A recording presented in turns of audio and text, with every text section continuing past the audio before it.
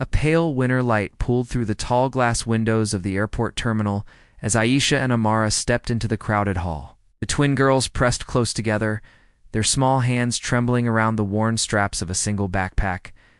Their threadbare dresses, once bright with summer colors, looked faded and frayed now. They had long ago given away what they could to pay for their mother's medicine. Now all they had left was Hope and a simple gold bracelet that had belonged to their grandmother.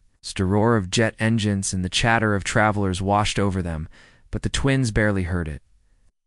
Each footstep echoed their own heartbeat, fast, anxious, and unsteady. Their dark eyes moved from one stranger to the next, searching for someone who might understand their pain. Every uniformed employee who passed by seemed too busy. Every family hurrying toward its own reunion looked at them with polite curiosity, but no one stopped. Before dawn, they'd crept out of their small apartment to avoid questions from neighbors. Their mother, Layla, lay in a distant hospital bed, connected to machines that hissed and beeped around her. Layla's cough had grown worse over the last week. The twins had sold their favorite books and given away old toys to pay for a single dose of medicine.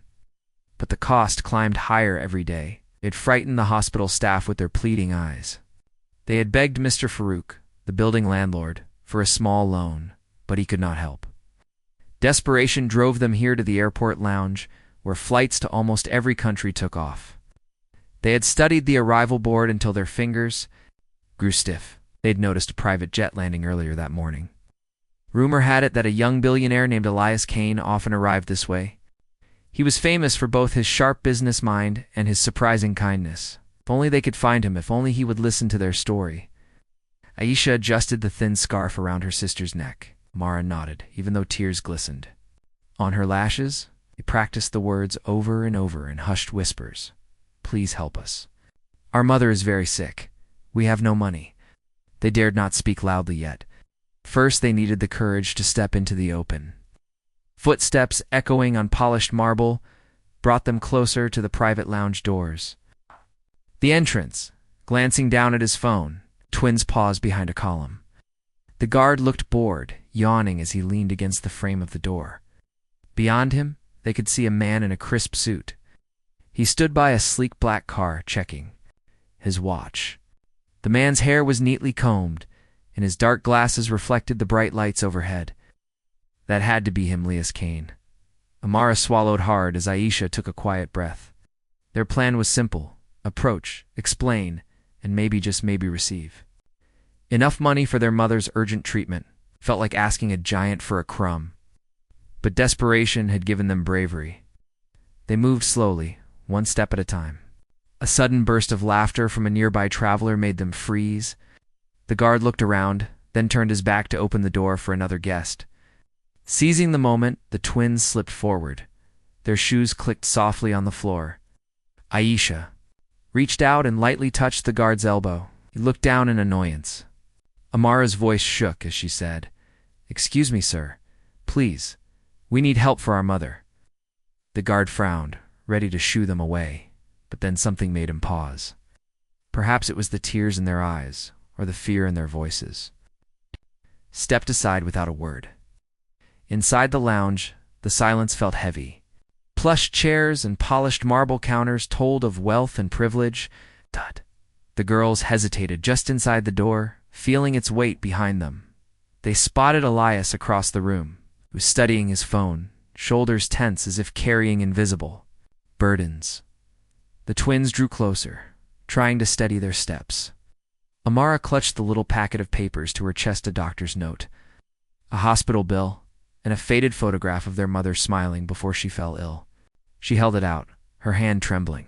"Sir," she whispered, voice cracking, "our mother is dying. We sold everything we had. We have no more money. Please help us." Elias looked up, surprise flickering across his face. His gaze moved between the twins and the tiny bundle of documents. He straightened, resting a hand on the edge of a polished table. No one else in the lounge seemed to notice. No security guard rushed to cut the scene short. It was as if time slowed in that moment. Aisha stepped forward too, her voice soft but urgent. "We heard you help people who have no one else. We are alone now. Our mother needs surgery in 2 days. Without it, she will not survive." Elias saw the gold bracelet on Aisha's wrist. the only gift from a grandmother the girls barely remembered. He saw the hope shining in their eyes. His own breath caught as he thought of the kind stranger who had once helped him in his darkest hour. He cleared his throat. His deep voice echoed in the quiet lounge. "Give me those papers and tell me everything." The twins exhaled in relief, thinking they were safe at last. They handed over the packet, their small hands grazing his. In that touch lay all their fear and their faith. As Elias read, the twins watched his face for any sign of refusal. Instead, his frown softened. He paused, then spoke in a calmer tone. "I need to confirm these details. Please wait here." Aisha and Amara nodded too, relieved even to speak. They sank onto a velvet chair, holding each other close. Their hearts pounded, but now there was a new sound swelling inside: hope. Outside the lounge window, the sun climbed higher, scattering bright shapes on the floor. For the first time that day, the twins felt warmth inside their chests. They did not yet know if he would truly help, but they had dared to ask. And in this grand airport, with its throngs of busy travelers, two little girls had found a moment of chance and a man willing to listen. Aisha and Amara sat side by side on the soft velvet chair, clutching each other's hands. Their small bodies trembled with a mix of fear and hope. They watched Elias as he moved to a sleek glass table. He spread out their papers, the doctor's note with neat handwriting, a faded hospital bill showing a sum far beyond what they could ever earn, and the photograph of their mother in healthier days. The bright smile on Layla's face now felt like a treasure from another life. Elias read each page carefully, his brow furrowed as he studied the numbers. The twins leaned forward, their voices barely more than whispers. "Sir," Aisha began, voice shaking, "the doctors say she needs the surgery within 48 hours. After that, it might be too late." He looked up at them, softening his gaze. He folded the papers and set them aside. He stood, walking toward a plush armchair by the window. The morning sunlight created long stripes on the polished floor. He sat and patted the seat beside him. The girls hesitated, then edged closer. They sank into the chair together, their knees touching. "Tell me about your mother," Elias said, his voice gentle. "I need to understand exactly what we're facing." Amara unclenched her small fists and drew in a shaky breath. "Her name is Layla. She was always healthy before," she said, eyes filling with tears. "She used to take us to the park every afternoon. She told us stories about when she was young, and she baked the best pastries on Sundays." She brushed away a tear. Then she got sick. A cough that wouldn't end. "We took her to the local clinic, but they said she has a rare lung condition. They can't treat it well here," Aisha added. "We saved what we could, our school money, our book money. We even sold my bicycle to pay for one dose of special medicine. But it wasn't enough." She swallowed, voice catching. "The doctor said only one hospital can do the surgery, and it costs more than our home is worth." Elias nodded, absorbing every word. He looked at their tiny faces, so young, yet carrying heavy burdens. He remembered a time when he was a boy and his mother grew too ill to work. A single stranger had stepped in and paid for her expenses. That kindness had lifted his family from the brink of ruin. He could feel the same urge to help surging inside him now. "I'm going to make some calls," he said softly. He opened his phone and tapped the screen. He called the hospital named on their documents using the private line he had stored in his contacts. He listened to the bright voice at the other end and confirmed the girl's situation. The hospital secretary verified the condition. The surgery was real, urgent, and expensive, far beyond what a normal family could afford. Elias ended the call and turned back to the twins. "It's exactly as you said," he said. "Your mother needs that surgery soon." Aisha's lips trembled, and Amara pressed her face into her sister's shoulder. Relief and fear bubbled together inside them. Elias continued, "I will help you pay for your mother's treatment. But first, I need to make sure we handle everything properly." He tapped on his phone again, sending a quick, secure message to his private financial team. He requested an immediate wire transfer for the full amount to the hospital's account. He also asked his assistant to arrange for first class tickets for the twins so they could get home quickly and be with their mother. While they waited, Elias reached for 2 small water bottles from a nearby tray. The girls drank gratefully, water trickling down chins. He offered them small sandwiches, which they accepted shyly. Their stomachs had been empty for too long. As they ate, he gently asked them questions. When was the last time they saw their mother awake? How they managed to reach the airport? Who had cared for them before he arrived? They told him about Mr. Farouk, the landlord who had once let them stay a day late on rent, about the neighbors who had given them old clothes, about how they shared a single bed in a small room with only one window. They spoke of secret tears. In the night, of whispered prayers between sisters, Elias listened with growing respect. Their story was not just tragic, it was a testament to their courage and devotion. He realized that money alone would not heal their wounds. They needed comfort, support, and the chance to be children again, even for a moment. He leaned forward. When you get home, your mother will be in the hospital. It will be a big place with bright lights and lots of people in white coats. It can feel scary, but I will arrange for someone to meet you at the hospital gate. They will walk you to her room. Understand? The twins nodded, eyes wide. Thank you, Aisha whispered. We don't know how to thank you. Elias shook his head. Just help your mother get better. And when she smiles again, that'll be thanks enough. He stood and checked his watch. Your flight leaves in 2 hours. We need to head too. The gate's soon, but first I want to give you something. He took a small velvet box from his jacket pocket. Inside lay 2 delicate silver pendants, each shaped like a tiny heart. He handed one to each girl. This is for you, he said, to remember that kindness exists, no matter how dark things feel. Amara opened the box carefully, gasping at the gift. She slipped the pendant onto her threadbare necklace, eyes shining. Aisha placed hers on too, clutching the chain as if it were the most precious thing in the world. For a moment, they felt a spark of joy. Elias led them out of the lounge, and the guard allowed them to pass without question. They walked down the bright corridor together. The travelers paused too. Stare at the unusual sight. A billionaire walking hand in hand with 2 ragged but hopeful twin girls. At the gate, Elias spoke to an airline agent. The girls' boarding passes were quietly upgraded, and a staff member offered them blankets and pillows. Elias watched as the twins settled into their seats, their faces reflecting uncertainty and relief. He bent down and whispered, Remember, you are never alone. I will check on you until your mother is safe. They waved as the plane taxied down the runway. Aisha and Amara pressed their faces to the window, watching the airport building shrink. As the plane rose, their tears fell against time tears of gratitude. Inside the airport, few realized the quiet miracle that had taken place. The twins had found a friend in a stranger. Through his compassion and swift action, their darkest hour had been met with light. When the plane landed in their hometown, a driver waited with a sign bearing their names. The girls climbed in and watched the cold city streets roll by. Hospital's lights grew stronger as they approached. Elias's promised assistant met them, guiding them through the entrance to a bright room where machines hummed softly.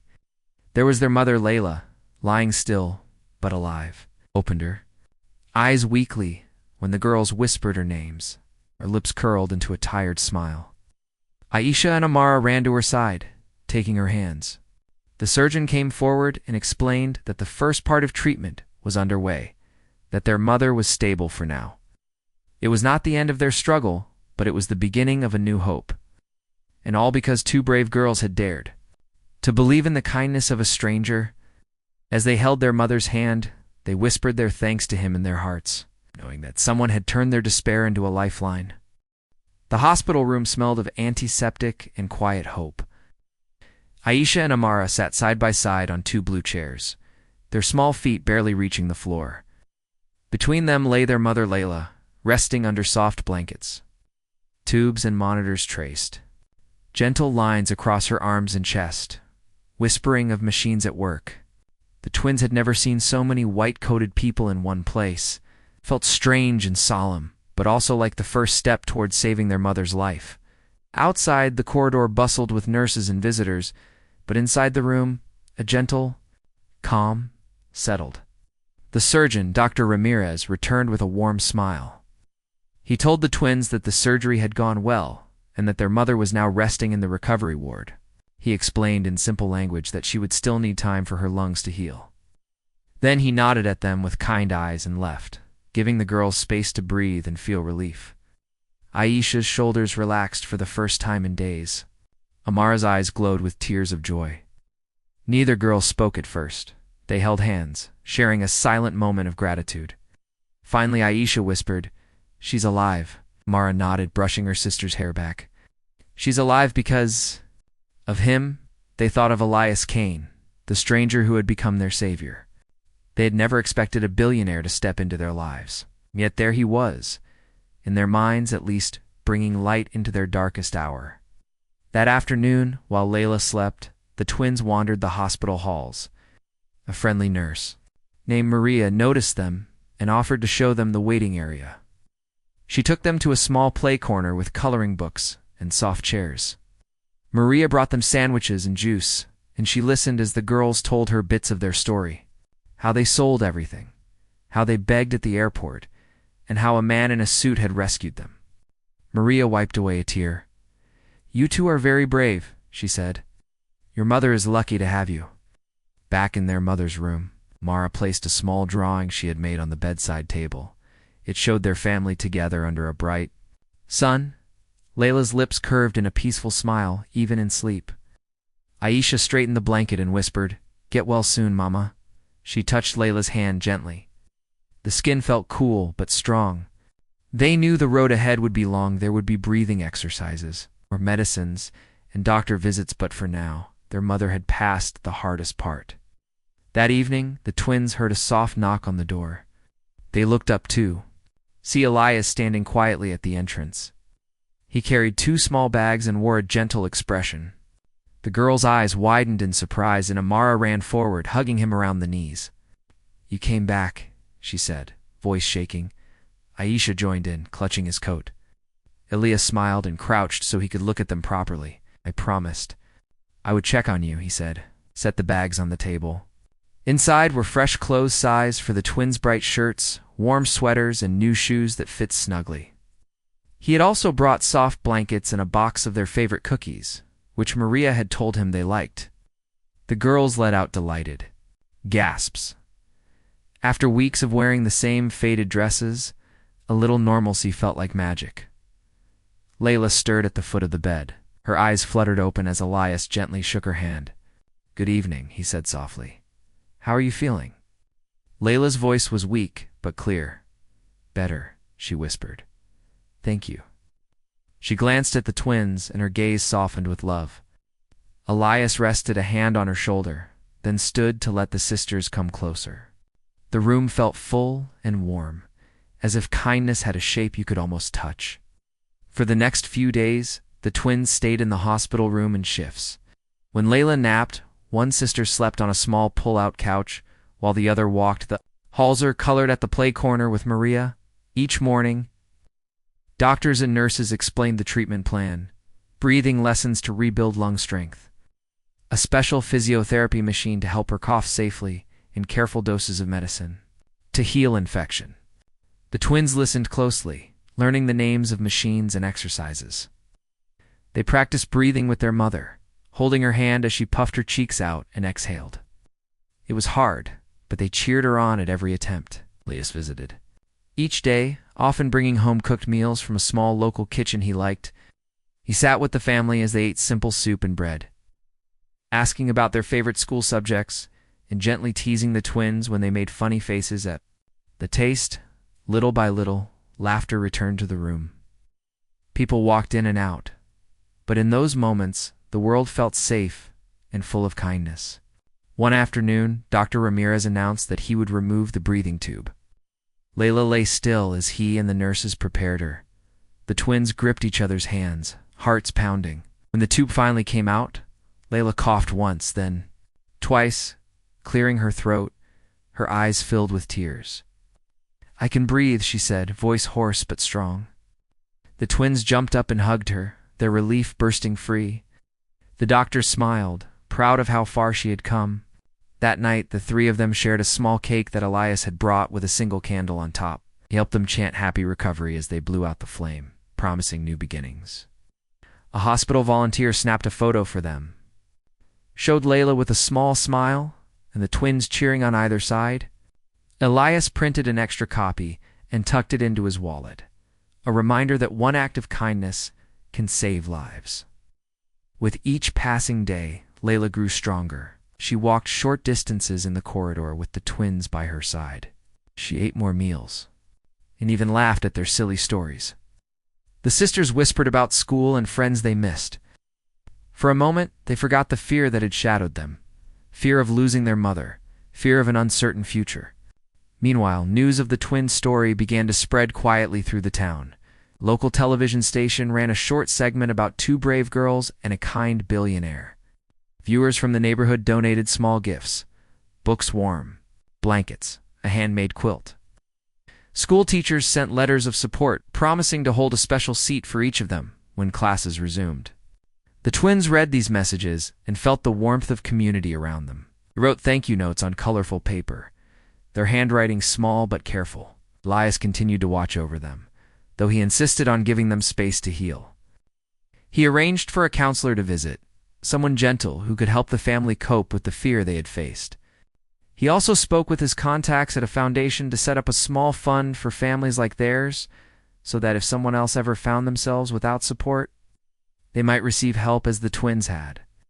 When he told the girls about this, they felt pride and gratitude. Their story would help many others. By the end of the week, Layla no longer needed to stay in the intensive ward. She moved to a normal room, and the twins helped her pack her few belongings. They chose a soft pink sweater for her and placed a seashell they had found on the beach during happier times inside her bag. The seashell was a promise that better days lay ahead. On the day of discharge, Dr. Ramirez gave Layla a final checkup. He declared her ready to return home, with a full schedule of follow-up visits and exercises. The twins clapped and hugged him, then helped their mother down the hall toward the exit. Elias met them by the hospital door, waiting with a small, decorated box containing a key. Ow. It was the key to a little apartment near the hospital that he had arranged for them to stay in rent-free for 6 months. The apartment was furnished with cozy furniture, bright curtains, and a small kitchen. It felt like a home. Layla smiled through tears as she accepted the key. "You have done more for us than we can ever repay," she said softly. Elias shrugged. "Just promise me you will rest and heal," he replied. "And promise me you'll take care of these two brave girls." He looked at Aisha and Amara, whose faces shone with happiness. "I promise," they said together, voices strong. They stepped outside into the warm afternoon sun. Birds called overhead and children laughed in a nearby park. The world felt bigger and kinder than before. Yes. They walked to their new home. The sisters skipped ahead, hand in hand, chattering about decorating their room and inviting their mother's friends for tea. Layla followed, her steps steadier than they had been in months. Elias watched them go, a gentle pride in his heart. He turned and walked back to his car, thinking of all the lives that would touch theirs in the months ahead. Knew the journey was not over. Recovery would take time, but he also knew that the power of compassion had given this family a second chance. And that was a start worth celebrating. ChatGPT said. Sunlight streamed through lace curtains as Layla opened her eyes in the small apartment. She blinked at the soft pastel walls and the bright flowers painted on the dresser. For the first time in months, she felt gentle warmth instead of hospital sterility. Aisha and Amara were already at the kitchen table, cutting fruit and laying out plates. Their laughter rang like bells through the room. "I made mango and banana," said Aisha, lifting a slice to her nose. "Your favorite?" Layla sat up slowly, grateful for the strong arms of a cushioned chair. "Thank you, my loves," she said, voice soft but clear. She reached for Amara's hand. "I didn't know you two could cook." Amara grinned. "We watched a cooking show on my tablet," she said. The girls had brought a tablet with games and lessons, plus some cartoons to brighten the days. They watched educational videos, learning new words and songs. They practiced simple recipes, eager to give their mother healthy meals. Layla took a bite of mango. Sweet juice slid down her chin. She closed her eyes in pleasure. "This is perfect," she said. The twins beamed with pride. For For the first time in months, they felt like a real family again, sharing sunshine and breakfast instead of fear in hospitals. Later that morning, Elias arrived in his sleek car. He stepped out with a gentle wave. The girls rushed to greet him, and Layla followed with careful steps. "I brought some books," he said, carrying a tote bag. Inside were storybooks, coloring books, and a small globe. He set them on the coffee table. "Thought you might like something fun to do." Amara picked up a coloring book and flipped excitedly. She ran her finger along a unicorn design. Aisha found a storybook with pictures of children planting trees. Layla smiled. "You always think of things we need," she said. "Thank you," Elias smiled back, but his expression was serious too. "I also wanted to check how your breathing exercises are going," he said. Dr. Ramirez said it was important to keep practicing. Aisha and Amara nodded. They showed him how their mother slowly breathed in through her nose and out through pursed lips. Elias watched carefully and praised them for their patience. Then he placed a gentle hand on Layla's shoulder. "You're doing so well," he said. "Proud of you." They all sat on the couch looking at the globe. Elias pointed to different countries, sharing stories of his travels. He described a festival in India, the colorful lights in Japan, and the sandy beaches of Australia.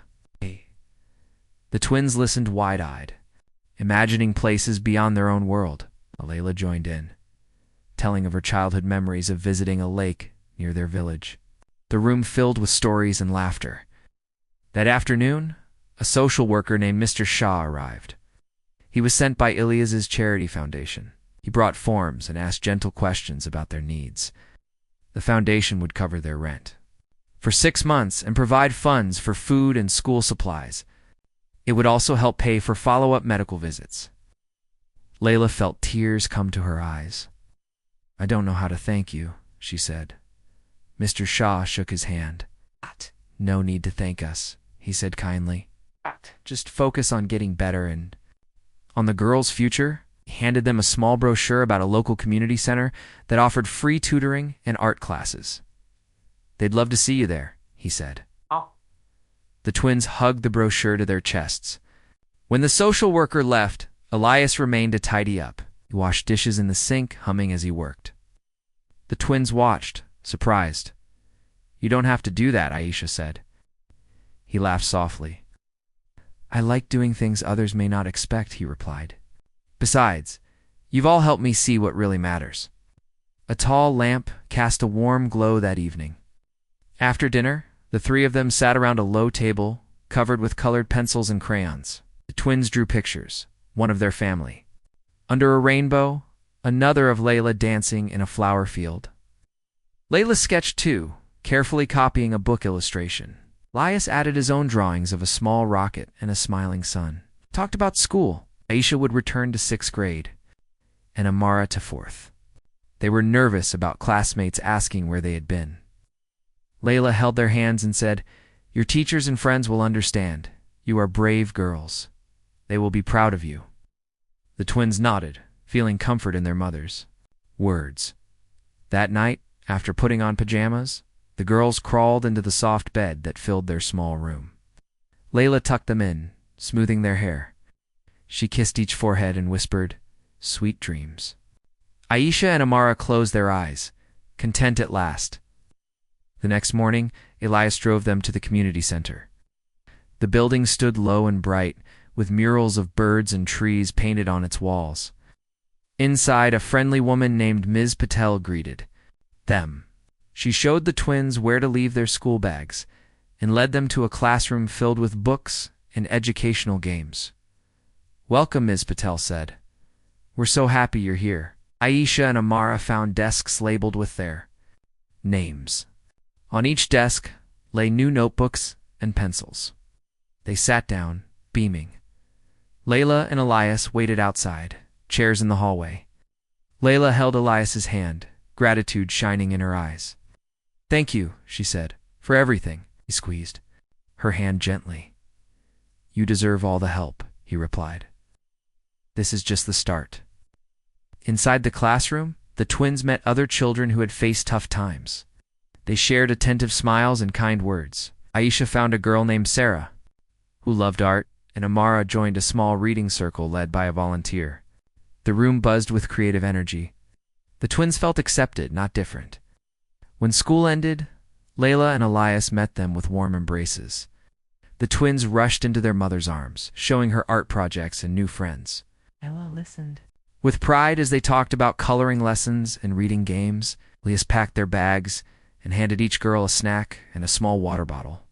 On the drive home, the twins looked out the window, pointing at gardens and parks. Layla commented on how nice it was to see children playing. The city no longer felt scary. It felt like home. Back at the apartment, the afternoon passed in a gentle rhythm. Layla practiced her breathing again, with the twins guiding her. Elias worked on his laptop at the dining table, but he paused often to smile at the family. He printed photos from that morning's classes and added them to a scrapbook the girls kept. Each page held memories of hope and kindness. that evening. The front doorbell rang. A delivery man stood with 2 boxes. Elias opened them with a smile. They contained a small indoor plant and a framed painting of sunflowers. A note read, "From neighbors who heard your story. Welcome home." The girls gasped, running to touch the leaves. Layla read the note, tears pooling in her eyes. "Our community is amazing," she said. As night fell, they gathered on the balcony. The city lights twinkled below. The air smelled faintly of jasmine from a nearby garden. But the family sat on folding chairs, holding mugs of warm tea. They talked about dreams. The twins wanted to become doctors and artists. Layla hoped to write a children's book one day. Elias shared his vision of a world where no family faced hardship alone. A lone star shone brightly above. Aisha pointed to it. "That's our star," she said. Amara nodded. "It means hope." Layla wrapped her arms around her daughters. "We have hope," she said softly. Elias looked on, heart full. He had given them help, but they had given him something more, a reminder of compassion's true power. In that moment, the balcony felt like the whole world safe, warm, and wide open to dreams. Tomorrow they would continue healing, learning, and growing. But tonight, under the gentle glow of city lights and 1,000 distant stars, they felt whole again, and that was enough to carry them into the days ahead. Morning light spilled through the thin curtains as Layla stretched her arms and took a deep breath of cool, fresh air. She felt strength in her chest, a small victory over the darkness she had faced. Aisha and Amara were already up, their laughter drifting in from the living room. Layla washed her face and slipped on a soft sweater. Today felt different, as if a new chapter was beginning, in the living room. The twins had spread out the scrapbook they kept of their journey. Photos of the hospital, the celebration cake, and the drawing of a rainbow filled the pages. On the last blank page lay a golden envelope addressed simply, "For tomorrow." The girls handed it to their mother with excited eyes. Layla opened it carefully and found 2 plane tickets and a note written in neat handwriting. "For a family trip, you've earned it." Their mother smiled. "Where shall we go?" she asked. Aisha and Amara exchanged glances, giggling with delight. "The beach," Aisha said. "We missed sandy shores." Amara nodded. "And we can build a sandcastle stronger than our fears." Their mother laughed and hugged them both. It was the first time she felt free enough to plan a holiday. Later, that morning, Elias arrived as promised. He carried a picnic basket and wore a bright expression. The twins rushed to greet him, and Layla joined with a warm hug. "Good morning," he said. "I thought we could take a small break before school." He unlocked the car door and motioned for them to hop in. The twins clambered into the back seat, chatting nonstop about sand, shells, and the waves they would chase. Layla settled in the passenger seat, her heart light. Their drive to the coast took less than an hour. The city buildings gave way to open fields dotted with wildflowers. The air smelled salty and sweet. When the car rounded a bend, the twins' eyes widened at the sight of the sparkling blue sea meeting the sky. They pressed their faces against the window, breathless with wonder. Layla reached back and squeezed their hands. Elias parked near a quiet stretch of sand. They laid a colorful blanket on the soft beach. The picnic basket held fresh fruit, cheese, bread, and cool lemonade. As they ate, laughter rose with each gentle wave. A little crab scuttled by, and the twins squealed in delight. Aliyah told stories of her own childhood visits to the coast, her voice full of warmth. Elias listened, smiling, quietly slipping small seashells into the twins' pockets each time they weren't looking. After lunch, the girls built a sandcastle with proud towers and moats. Layla joined in, shaping walls and filling the moat with water. Elias took photos to add to their scrapbook, capturing the joy on every face. When their castle stood tall, the four of them cheered and raised imaginary flags. In the castle might wash away, but the memory would stay forever. They spent the afternoon collecting shells, each finding unique shapes and colors. Amara discovered a spiral shell, and Aisha picked a shell that looked like a heart. They pressed them into the scrapbook, next to the photos, gluing them in place. Their mother helped, her hands steadier than they had been in weeks. Elias sat nearby, sketching a quick picture of the family by the shore as the sun began to dip. The sky turned pink and gold. They sat on the blanket watching the horizon.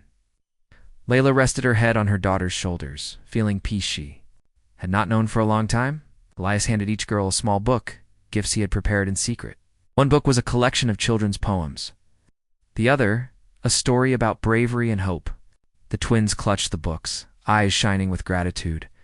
On the drive home, the girls held the books tightly. They whispered about reading them under the covers that night.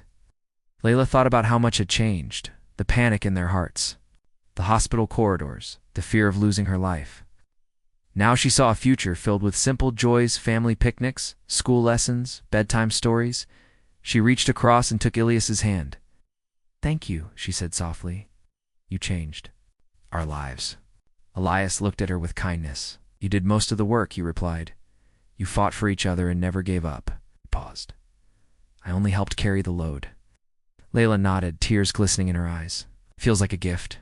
"Every day," she said. The next morning, school bells rang for the twins' first day back. Aisha straightened her new uniform and adjusted a shiny silver bracelet on her wrist. Amara smoothed her hair and clutched her book bag decorated with seashell stickers. Layla walked them to the gate and watched as they joined their classes. Teachers greeted them with smiles and applause.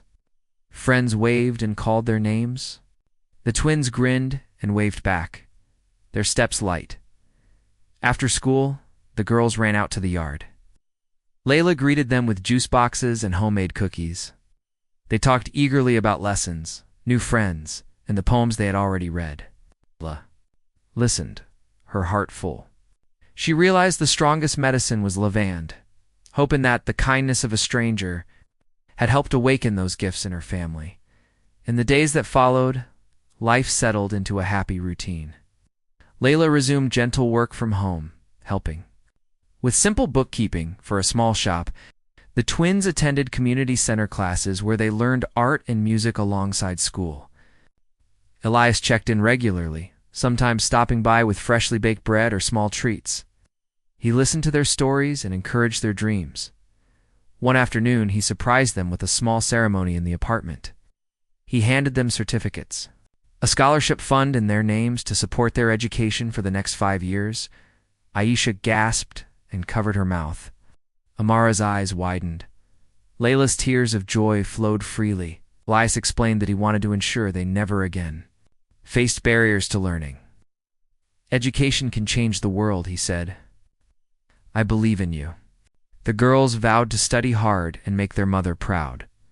That evening, the family gathered around the dinner table. They lit a small candle in the center and set their plates. Layla said grace, thanking for second chances and for the kindness that had found them. They ate, savoring the meal in each other's company. Conversation danced from school projects to dreams of future travels. The scrapbook lay open on a side table, its pages filled with their journey of healing. Weeks turned into months. Layla's health grew stronger. She no longer needed daily exercises, only occasional checkups. The twins thrived in school, their grades reflecting both hard work and the joy of learning. They joined dance classes and science clubs, discovering new passions. They shared their story at school assemblies, inspiring other students to practice kindness and resilience. Elias watched from a distance as his friendship with the family deepened. He attended their school recitals and cheered from the audience. He joined family game nights, laughing over board games and puzzles. Sometimes, he would bring work home, and the girls would sit beside him, asking questions about his projects and offering playful suggestions. He valued their honesty and imagination. One evening, as they sat on the balcony with mugs of warm tea, the twins pointed to the stars emerging in the sky. "Our star," they said together. Elias smiled. "Yes, our star." Layla leaned on his shoulder. The family had weathered storms and found a brighter horizon. The story of two brave girls, a loving mother and a kind stranger, had touched many hearts. The small scrapbook they kept would grow thicker with memories of hope, love, and shared dreams. Though challenges would always come, they knew they could face anything together, for they had discovered that sometimes, when you reach out, in desperation, a gentle hand will find yours and guide you back into the light.